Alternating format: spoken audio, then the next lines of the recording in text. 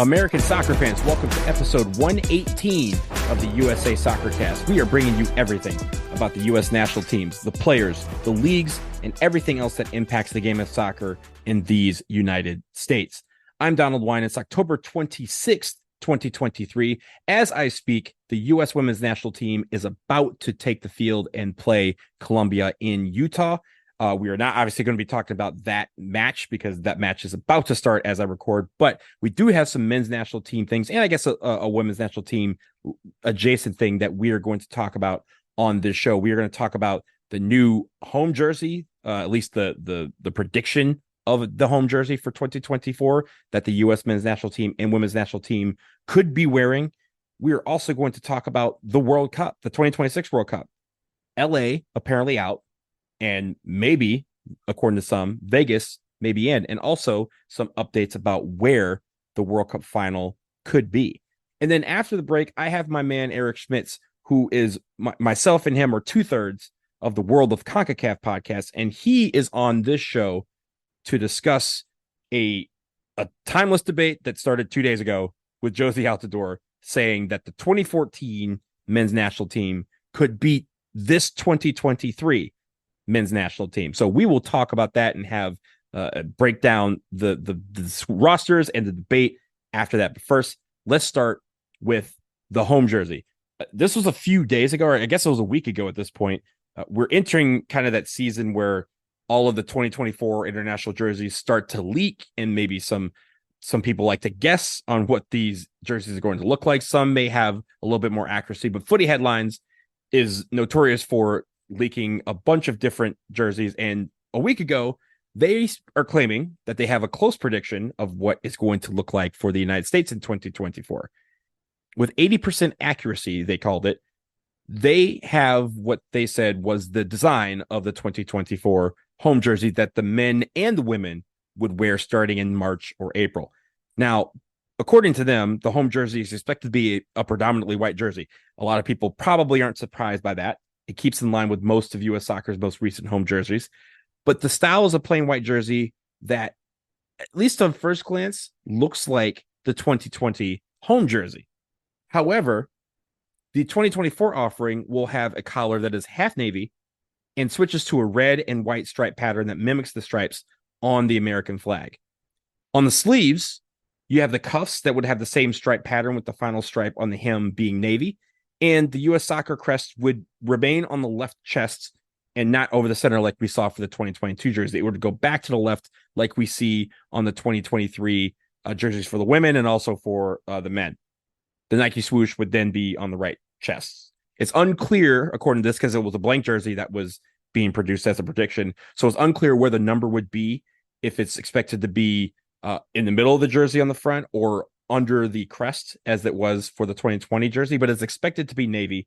And at the same time, we don't know what the color of the shorts and socks will be, but my guess is navy will be included in either the shorts or the socks.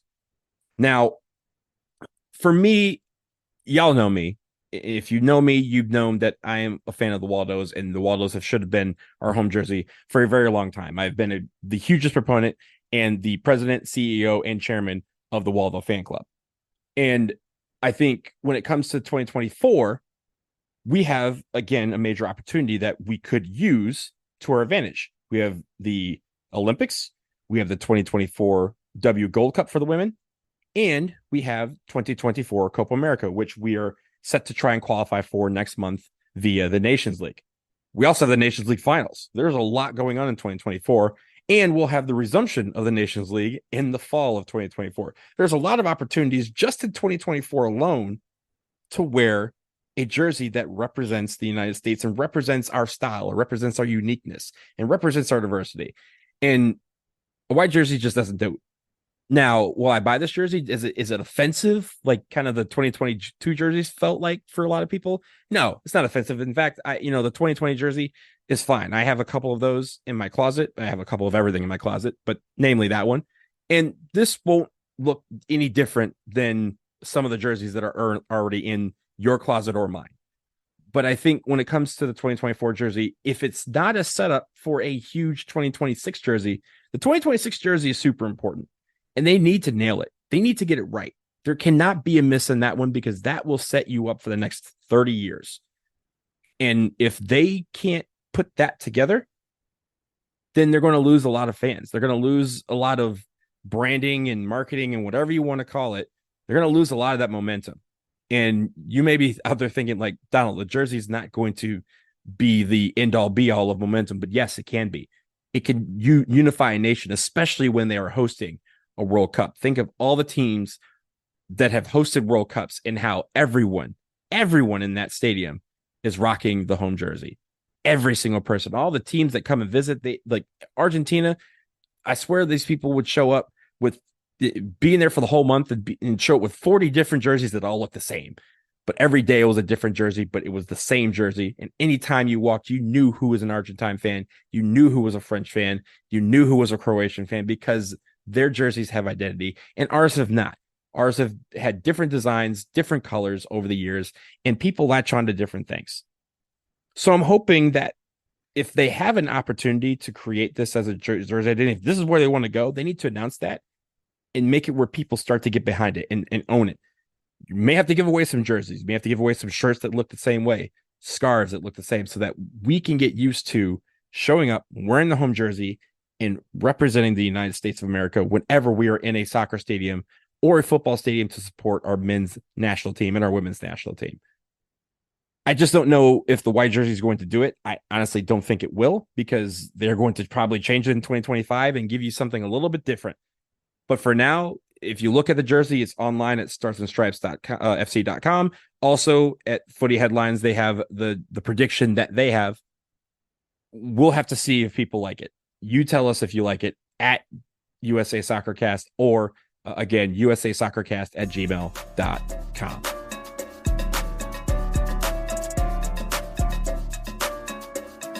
We move on to the World Cup, the 2026 World Cup, that is. And a couple weeks ago, there was reports that SoFi Stadium, which is the home of the LA Chargers and the LA Rams, and was set to be one of the centerpieces, at least as far as stadium venues go, for the 2026 World Cup, apparently is out. The owner of the stadium, Stan Kroenke, who owns the LA Rams, also Arsenal, also the Colorado Rapids, also a lot of teams in Denver, including the Avalanche and the Nuggets. It was rumored that he built a stadium, which is the most expensive stadium ever built, at $5 billion. He built a stadium that was not wide enough for soccer. And it was going to cost about $100 million or so for him to renovate the stadium to make it wide enough for FIFA to be happy with it for the 2026 World Cup.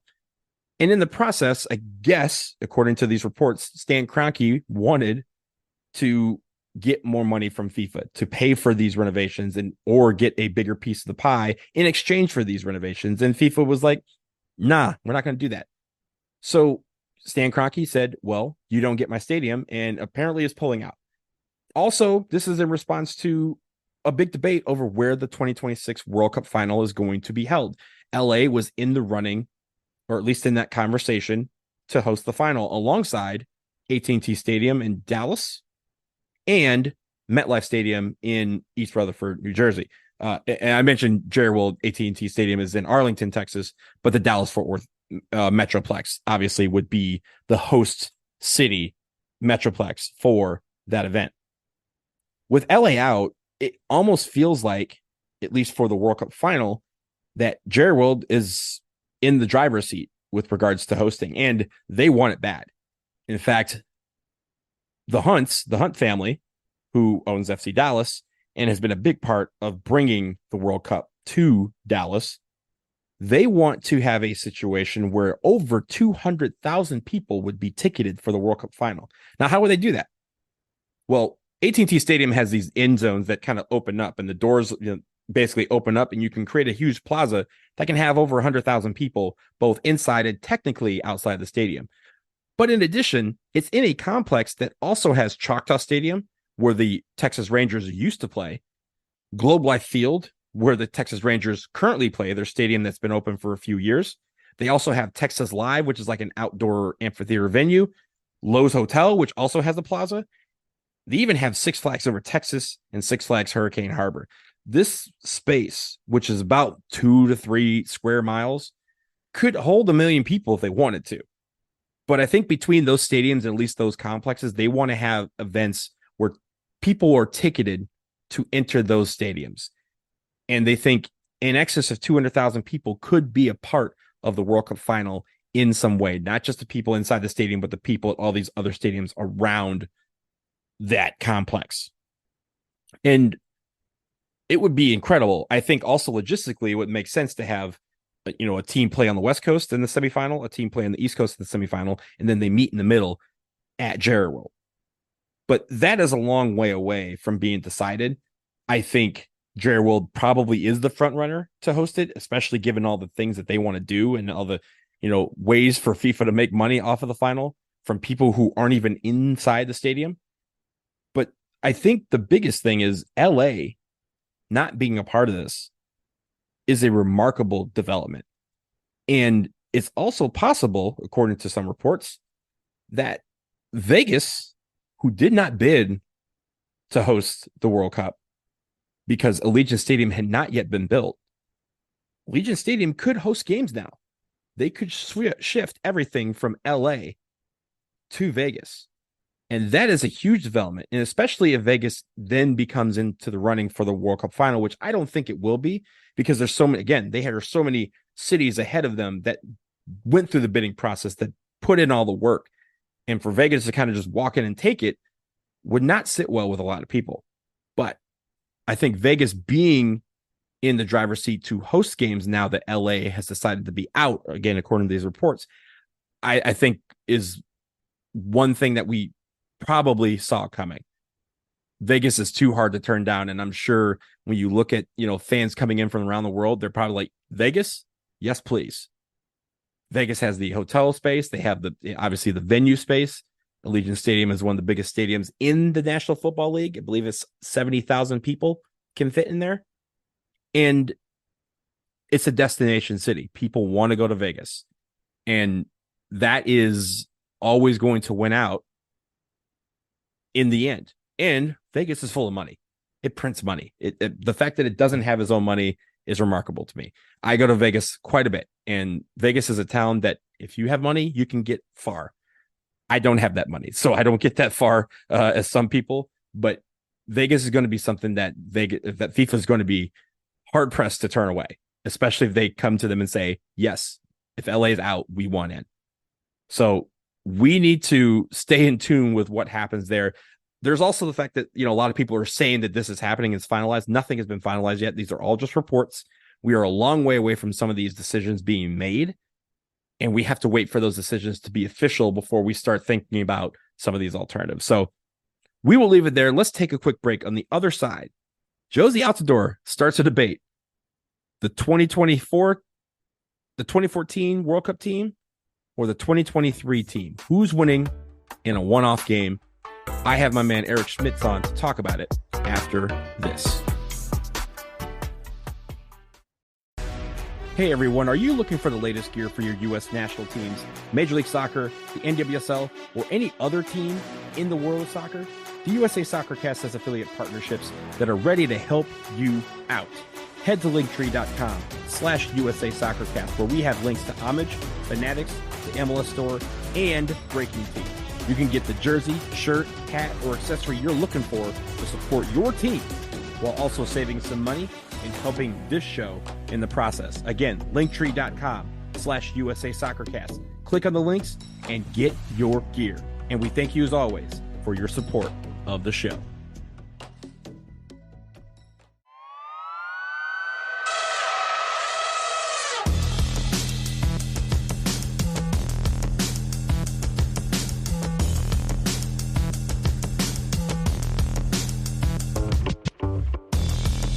All right, we are back, and we have a debate.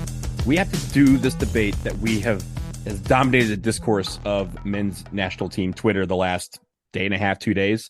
Obviously, if you have not been on Twitter lately, Kicking It, which is a great TV series that is on CBS Sports Golazo. It features Kate Abdo, Clint Dempsey, Maria Sadu, and Charlie Davies.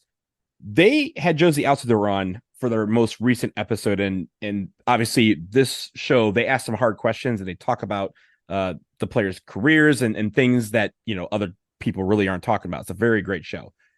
And on that show, they asked Josie Altidore about, you know, some of the regrets and some of the things about the 2014 team and even 2017. But he mentioned something very interesting that has dominated the debate online about the 2014 team versus the 2023 team and who would win in a face-off, who would win on the field between those two teams. Here's the clip from Josie Altidore. Better is a weird word. More complete, I would say our generation in terms of like just position for position. Better talent-wise, like individual, I would say this one now, but not everywhere, in certain spots. Does that make sense? So if the two sides played each other? If the two sides played each other at full strength, I think ours would win. I ain't never got a red card from the national team. Get sent off. Okay. But you think yours would win? There we go. I think so, yeah. He's never got a red card in 2014 was nice. Only in MLS. Got temper though, don't he? Yeah, he ripped some cards. Why are you skipping past Yeah, I think she was talking Spain? Like 2010. Oh, that team was nice too, wasn't it? That team was nice too. That's why I said, yeah, 2014 was fine. My bad, shoot. Okay, so the debate is this. Who's winning, the 2014 World Cup team or the 2023 team? And they didn't really specify in 2023 who they were talking about. But I can't debate myself on this show. So I had to bring on my homie, my friend, my partner in crime, Eric Schmitz. Eric Schmitz and I are 2/3 of the World of Concacaf Podcast. It's another podcast that I do. But Eric, first of all, welcome to, I think it's the first time I've had you on this show. We have our own show together, so you really don't have to cross over. But I had to bring you on because I know you have a great perspective on this, being that we're going to be talking about a team that in particular that you really enjoyed. So first of all, Eric, welcome to the show. Oh, thank you for inviting me. It's great to be here. It's great to be talking about, you know, U.S. soccer, something we love. Yes. We talk about all the teams on World of Concacaf, but today we're focusing on the team. We are used to talking about CONCACAF. We are the greatest CONCACAF podcast on the internet. There's like four. I mean, there might be 3 or 4 of them, but I'd say we are arguably the best. We're definitely the first. I think we're the first. So if every podcast was a CONCACAF tournament, we are Nations League. Exactly. So speaking of that, I want to get in this debate with you because I want to get your take on this back and forth. But on this show, we got to set some ground rules because they kind of, left a couple of things, questioned when they talk about this debate. So here are the ground rules. The ground rule is this. We are talking about the 2014 World Cup team. Mm-hmm. And for the 2023 team, as I mentioned, they don't really mention what team they're talking about. We've had the Nations League, we've had the Gold Cup, we've had these friendlies, and there's been guys that have been on and off of all these teams. So for the purpose of this debate, I am going to select the 2-time defending champion Nations League team. So the 2023 Nations League finals roster that took place in Vegas.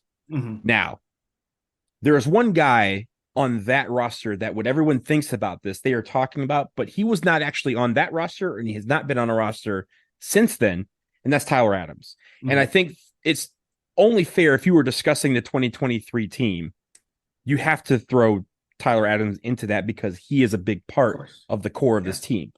Mm-hmm. But I don't think that's fair to the 2014 team who can't just put a player on that World Cup team. So for the purpose of this argument, if 2023, we're going to add midfielder Tyler Adams to that roster, to the Nations League roster, and to the 2014 World Cup team, I think it's only fair that we add a midfielder that would have made that team the last cut. Landon Donovan. They should have made that team. Are we allowed to swear? Should have made that team. Are we allowed to swear on this podcast? No. Okay. We don't. We try not to swear, but if you go nuts, we can figure it out. No, but it's okay. I was just going to angrily, be angry. Chastise Jurgen 9 years later about him being a doofus. So we have Landon Donovan on the 2014 team for this argument. We have Tyler Adams on this. The other part of this debate that I think people are really kind of leaving out of this equation, but we're going to add into it, is that the coaches are the coaches. So Jurgen Klinsmann is still coaching the 2014 team. Greg Berhalter is still coaching.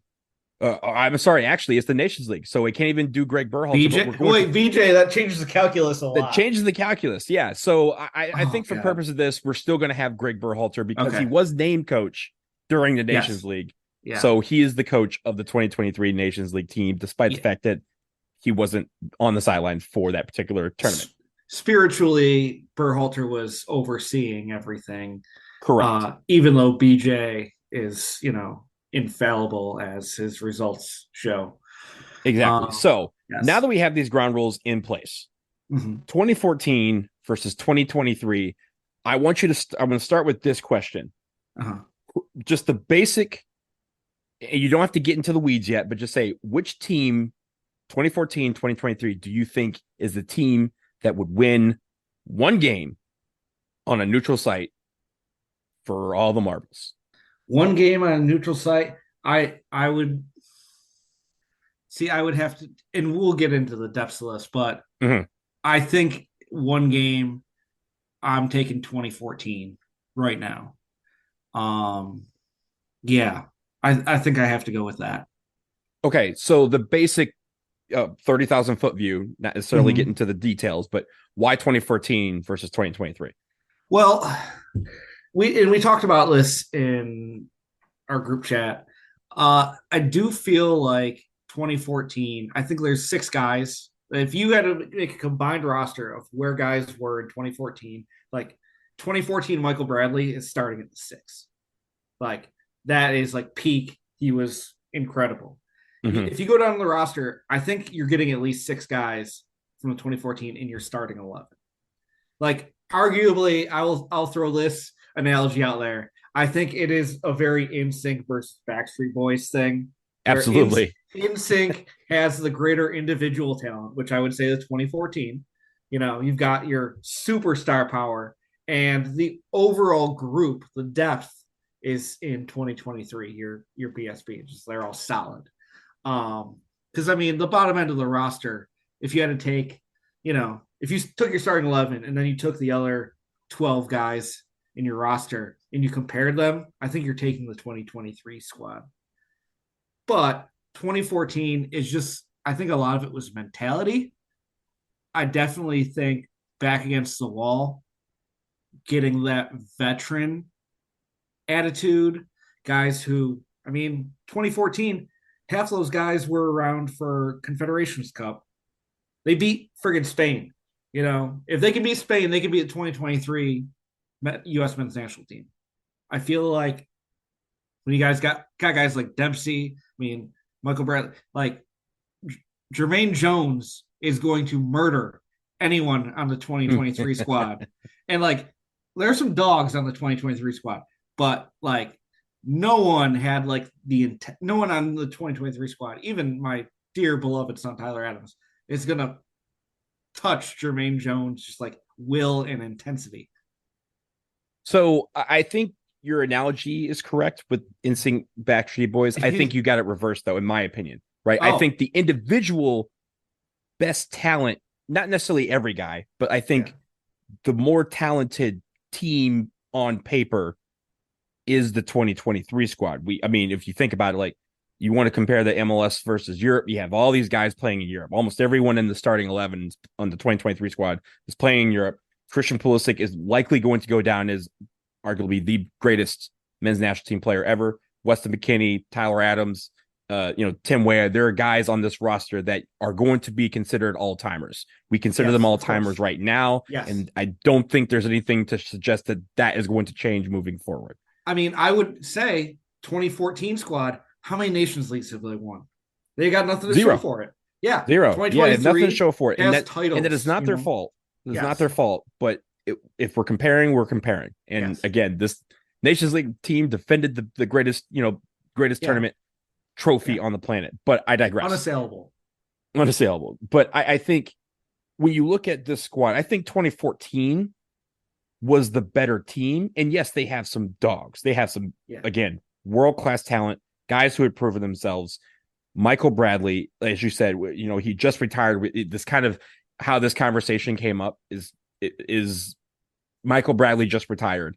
And a lot of people kind of soil their thought of him because of what happened in 2017, and he and Josie Altidore got a very, very huge portion of that blame. Unfairly so. Unfairly. And I think he was even, we talked about this, I think it was even worse in the case of Josie Altidore. Josie Altidore went through hell and back many, many times because of what people perceive to be his play. When I will tell you, and I know you know this, he's the only one that ever apologized after 2017, at least on the field after the game. He's the only one that acknowledged the fans at that game. He's the only one that apologized to the fans after that game. Yeah, and that was who he was, because he's also the one that came over and shook all of our hands and thanked us for coming when we went to St. Vincent.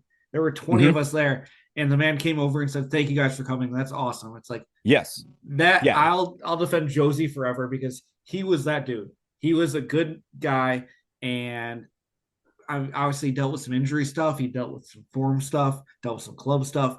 But, the numbers speak for themselves. Like, the man scored goals for the national team. And only 2 guys have scored goals more than him. And they were also, if we're including Landon on this 2014 team, both of them were on this team. Clint Dempsey, arguably, in my opinion, the greatest men's player that has ever lived. Landon Donovan, a lot of people think he's think of him the way I think of Clint Dempsey. Yeah. And I'll even just throw this out there. Like, if you said it was 2014 versus 2026, what we know is coming down the line, I will have a different answer. But I think where all these guys are in their career and where they are as players versus where everyone was as players, like, yes, Matt Turner's fantastic keeper. He's been dynamite for the national team. Like, he's been rock solid. He's one of the first names in the team sheet. But he's not 2014 Tim Howard. Like, Tim Howard, that was on the tail end of, like, his peak. But the man was, like, a legitimate, one of the best goalkeepers in the world. Matt Turner's not that. I mean, Tim Howard almost won that game against Belgium, like, by himself. And I think, as I mentioned, it's like, there are guys from that 2014 team where I'd pick them over guys on this 2023 squad, even though the bottom end, the individual talents there, like, you see this just in, like, personal life. Like, you think about the guys you played soccer with, like, when you were little. Like, no one knew what they were doing. No one could kick a ball. And kids now just are good at it. Kids have foot skills. Like, the American player has grown so much. But there's that mentality thing and what it means to be the U.S. national team. Like, fighting, that intensity, I don't know if that's there. And if you're talking about winning one game, if there's something at stake, I think I trust guys like Bradley and Altidore and Dempsey and Jones to, win the fight. That's just me personally. Yeah, so this is where we kind of get into the weeds, right? Like, when I think of the 2014 team, and just to be clear, I agree with you. I think, again, one game for all the marbles. Give me the 2014 team, and I'm not saying that the 2023 team is trash, and I don't think you are either. No. They have 2 Nations Leagues. How can you talk smack about this? Is more about, like, hey, again, this is in a battle for your life. You out there, you may think differently, but in the battle for my life, when my life in the line, I get to select a team. It's going to be this 2014 team again with Landon Donovan. I think if honestly, if it's between these two, it's 2014. If it's all the teams in history, I think we can all agree that 2002 would kill any team that the U.S. has ever produced, and it won't be close. This team, that's a team that was literally the semifinals of the World Cup was stolen from them by a handball.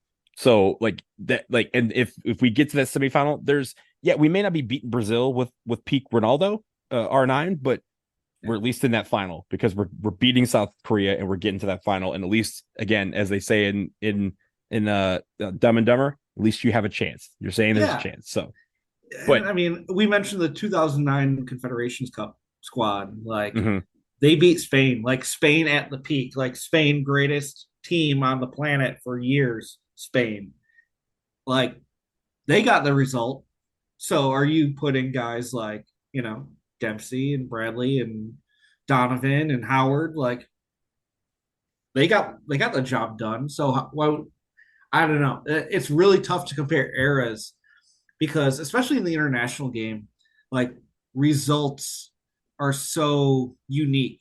Like there is the randomness of it. And I think that's one of the reasons that like supporting the US is so wonderful because I mean, if you go down the depth chart, eventually like US soccer doesn't stack up to other countries. But when you get, to the 23, to the 11, like, yeah, like the current squad could ball against just about any team on the planet right now. But if you got to roll out D squads, our D squad against Brazil's D squad is getting crushed, And yeah, it's like an any given Sunday thing. And, it's who's going to fight for that inch. And you got to have the mentality that you're going to fight and kill the other guy for that inch. So also when I look at this, we just compared a few teams of which there are several guys who are on all of those teams, right? Mm-hmm. If you think about 2014 versus 2023, I didn't mention his name because he was not in the Nations League roster, but DeAndre Yedlin definitely fits in this role of the 2023 team. He was also on the 2014 team, and remember was one of those surprise inclusions on that team and broke out in that World Cup. Yeah. And people were, myself included, I was one of those guys like, yo, DeAndre Yedlin has no business being on this team. And then 2 weeks later, I was like, yo, DeAndre Yedlin not only had every business being on this team and proved me wrong in the process, but man, I can't wait to see him over the next 10 years. And sure enough, we're almost 10 years in and the man is still ticking. But like when you look at, when I consider these teams, like especially 2014, I consider Clint Dempsey in 2014, not necessarily the Clint Dempsey of 2009, the Josie Altidore of 2009. I consider Landon Donovan of 2014, who, as we know, retired a few months after World Cup because he didn't make the team. But even with that, right, Clint Dempsey at the peak of his career, at the peak of his trade, Josie Altidore entering his peak, Landon Donovan at his peak, Michael Bradley entering his peak, DeAndre Yedlin, still young, Tim Howard, arguably the greatest goalkeeper at that World Cup. Like if you had said that he was in line to win the Golden Glove, like I thought he should have won it just based on that Belgium game alone. It was the greatest goalkeeping performance in the history of the World Cup, 100 years. There's a lot of guys on this roster. DeMarcus Beasley still doing it, right? He at that point he was in his fourth World Cup and he had moved from midfielder to defender and he was just the best left back in the country. Like he could do it all. Chris Wondolowski is on this roster and I know people like ride him for the miss, which he was offside for. So. Yeah, but and that's fine. But yeah, like you said, Jermaine Jones, like the way Jermaine Jones played, I think would be a problem in today's game. Like not just for our team, for any team. If you line up Jermaine Jones from 2014 against the Netherlands in the 2022 World Cup, he's getting a red card in the first 10 minutes of the game because the game has been changed so much. But everybody in the world would be like, man, I would love to have a Jermaine Jones on my team because he was an absolute beast in the midfield and he had the opportunity to do, the spectacular, which he did during the 2014 World Cup with that great goal against Portugal. In prep for this, like I was like thinking about how the current team doesn't really have a Jermaine Jones. Like Weston McKennie, great player, very skilled, love the guy. Yunus Musa, amazing player. Like these kids are going to be great players for a long time. They're going to be very valuable to the national team. But like it almost is a personality thing where it's like Jermaine Jones was always like all business. Whereas, Wes is goofball, Yunus always smiling. Like Jermaine Jones, you line up against him, like, going for a free kick, going into the box, and he looks you in the eyes, he can murder you on the spot. He's not there to mess around. But the other thing that I think is different from Jermaine Jones versus Wes McKennie, I actually do think Wes McKennie has those qualities. Yeah, they're because he's so great, we can't afford for him to be Jermaine Jones, right? Like Jermaine Jones was not the best player on that team. And if we lost Jermaine Jones, it would be a hole, but it could be filled by some other guys on that team. I think Kyle Breckerman, like, again, a lot of people dog Kyle Breckerman, but for a run from basically like 2012 to 2015, he was the dude in the midfield, right? Like whenever Jermaine Jones wasn't in, we could put Kyle Breckerman in and there'd be a like for like thing. Solid. Graham Zusi could come in, be solid. Alejandro Bedoya could come in and be solid. Brad Davis could come in and give you a shift. So we didn't, there was some drop off, but there was at least a couple of guys that were sort of like for him. And again, it's not like we relied on him to create attack or anything like that. He just did that, right? He just went on and said, hey, I'm going to shoot from 40 yards. Good. Game over. Good to see you. He would do that from time to time. Wes McKennie is so integral to our success, and we've seen that. There's a lot of times when Wes McKennie is not in the field, we look terrible as a team. And it's not because the replacement is terrible. It's because the whole style of play changes when Wes McKennie is not in the game from when someone else is subbing on for him. So I think that's the difference between them is like every time we're like, yo, we need somebody out here to be a dog. It's like, wait, Wes, not you. Like, appreciate you, but not you. No, not you either. Like we need to have a guy that's like not great enough to be the star, but great enough to be on the field and know that if like a body enforcer that we're like, hey, if we're rubbing shoulders, yo, man, I'm getting in this and I'm going to make sure that I can, protect all our guys. Yeah. Well, I mean, it's interesting you say that. It's like, Jermaine Jones was the kind of guy, it's like he never really got into card trouble though. That was the interesting thing. Like he played that way, but he stayed within himself. With Wes, your argument there, I feel like part of that though is look at the argument we're having already about the current national team, talking about Tyler Adams being out. Like that, we already have more midfielders than spots at this point. So it's like, could you not afford to lose Weston McKennie if he decides to square up against? I mean, he did in Nations League. The man got booted and still got it done. But I don't know if it's that big of a concern. If Wes wants to just be an enforcer, I think they'll be okay. Because you know what? You're talking about them looking rough with him off the field. Sometimes they look rough with him on the field. It's like we've watched Berhalter ball for 5 years now. Like they don't always look good like they do against pretty much every time they play Mexico. It's like there is some variance there. I think with Wes, though, I think the issue with Wes not being on the field is Wes is an integral part of our attack. He, especially on set pieces, he's arguably our best header, right? The best guy in the air when it comes to attacking. And we've seen him have some terrific goals using his head off of set pieces. Whereas Jermaine Jones, we weren't necessarily asking him to do that. Yeah, he could, provide some cover on defense, but we weren't asking for him to be like the linchpin in the middle and be like, yo, whenever there's a set piece, go forward and head the ball in. And we're actually actively looking for him the way we are doing with a, Wes McKennie, even Yunus Musa, like that box to box. It's funny. Some people would kind of say sometimes, especially in his national team, that despite the fact the two play together, that they both are like for like subs for each other as well. If we wanted to go that route, I think when you mentioned Tyler Adams, I think that's the real key here is the fact that he's not on this roster. We have to add him for the purpose of this, but the formation changes with him because with him not in the lineup, that's where we found where we got the, 4-2-3-1 as opposed to the 4-3-3 we've been playing the last 4 years. Yeah.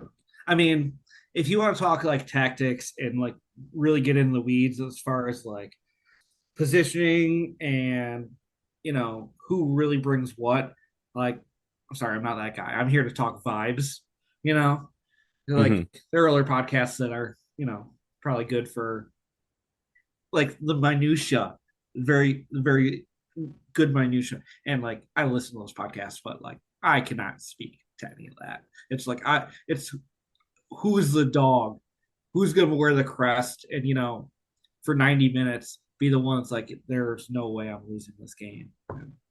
I think that's what it comes down to in the original discussion. Yeah, I think to wrap it up on my end, I think there's a couple guys and this could, You can call me jaded or whatever. You can call me nostalgic. But peak Dempsey in 2014, Josie Altidore in 2014, those guys are some of the best players that the world had at the time. They were playing at that level. Josie Altidore had a run that no U.S. player has ever matched. He scored in it was 5 or 6 qualifiers in a row, like every single time. And they were banger goals too. And every single time you needed him to score, he could score. Clint Dempsey, just like you said, he had that like, yo, if you think I'm planning on losing today, you outside your mind. And he had a little fight in him too. Like, Deuce Face wasn't him making fun of somebody. That was him inserting himself and saying, yo, I will end you. I'm from Nacogdoches. So we have those guys. And it's not to say that these guys in the 2023 team don't have that. They just don't have it yet. And that's because they're so young that they haven't needed to develop that yet. I'm looking forward over the next 3 or 4 years to see who will be that guy if in the World Cup in 2026 and someone tries to step to Christian Pulisic or step to, Tyler Adams, who's going to be that guy is going to be like, nah, you step to me first. And they're the one that kind of presses the issue and says the USA will not be intimidated. That was the 2014 team, I think.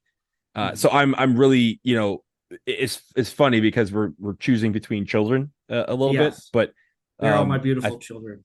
But I mean, Deion Sanders ranks his children. In this case, I'm ranking 2014 over 2023. Yeah. Prime, we are not, but I get the sentiment. And, like I said, this conversation is like 2023 versus 2014, because I don't think 2026 versus 2014 is going to be a discussion, because one of them will have won the World Cup and the other one will have not. So, that's right. And we'll have won 2 more Nations Leagues in that time. That's true. Yeah. Sitting on 4 Nations League titles and a World Cup, star above the crest, you can't discuss. If they had a varsity jacket, their jacket would be full. Greatest generation will be locked in until we win the next 5 World Cups as well before they shut down. Move it to the moon. Before we get out of here, Eric, tell the people where they can find you and our show, the World of Concacaf Podcast. Yes, for our friends who like soccer and happen to live in North or Central America or the Caribbean, we have or you don't and you want to learn about it. Yeah, if you want to learn about the dumbest confederation, and I speak of that lovingly, it's endearing how ridiculous our local confederation is. And see, the great thing is you don't have to wake up early to watch local soccer. So we like to talk about it and build it up, because there's always interesting things going on. So make sure you tune into the World of Concacaf podcast, available wherever you get your podcasts, and follow us on social media at PodCacaf.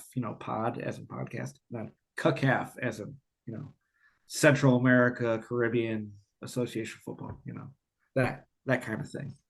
Listen to that show after you listen to this one. If I was on that show, I'd tell you to listen to that show before you listen to this one.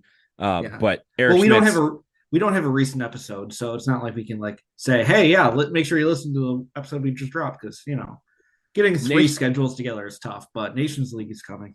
Nations League is coming back. The United States are back in it, so we will be having more content around the Nations League, because that is what we live for. So Eric Schmitz of the World of Concacaf Podcast, my brother, good to see you. Thank you very much for joining me. Appreciate you.